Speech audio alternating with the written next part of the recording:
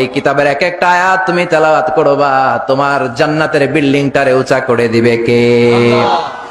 মান কারা হারফান মিন কিতাবিল্লাহি ফালাহু হাসানাহ, আল্লাহর কিতাব থেকে যে তেলাওয়াত করবে তার সওয়াব আছে। ওয়াল হাসানাতু বিআশরি আমসালিহা, আর সওয়াব হলো এক একটা অক্ষরের কারণে 10টা করে নেকি।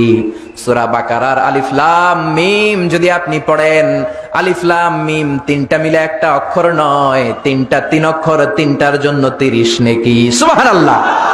আবার কিয়ামতের দিন আল্লাহ বলবেন ইকরা ওয়ারতাকি ওয়ারাত্তিল কামা কুনতা তুরাত্তিলু ফিদ দুনিয়া ফাইন্না মানজিলাতাকা ফি আখিরি আয়াতিন তাকরাউহা। বুখারীর বর্ণনা, কিয়ামতের দিন আল্লাহ বলবেন এক একটা আয়াত তেলাওয়াত কর, যতগুলো আয়াত দুনিয়ার বুকে তেলাওয়াত করেছিস তোর জান্নাতের বিল্ডিং হবে তত তলা। সুবহানাল্লাহ।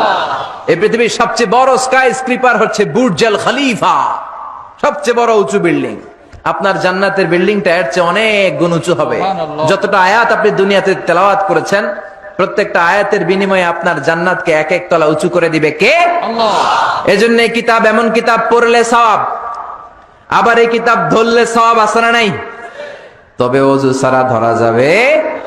কোরআনকে যদি আপনি ওযু ছাড়া ধরতে যান, কোরআন বলবে খবরদার, be careful, don't touch me without making ওযু, ডোন্ট টাচ মি উইদাউট অ্যাবলুশন। ওযু ছাড়া আমার আয়াতকে, আমার পৃষ্ঠাকে স্পর্শ করো না। চিল্লা এখন ঠিক কি না? আল্লাহ বললেন লা ইয়ামাসসুহু ইল্লাল মুতাহহারুন, ওযু ছাড়া, পবিত্র হওয়া ছাড়া কোরআনকে ধরা যায় না। এজন্য কিতাব, এমন কিতাব পড়লে সওয়াব হয়, এই কিতাব ধরলে সওয়াব হয়, এই কিতাব শুনলেও সওয়াব। সুবহানাল্লাহ।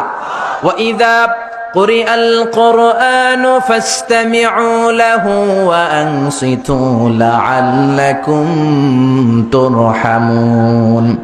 এই কিতাবকে যারা পড়তে জানো না, তোমাদের সামনে যদি এই কিতাবের তেলাওয়াত হয়, খরগোশের মতো কান দুইটা খাড়া করে এই তেলাওয়াত শোনো।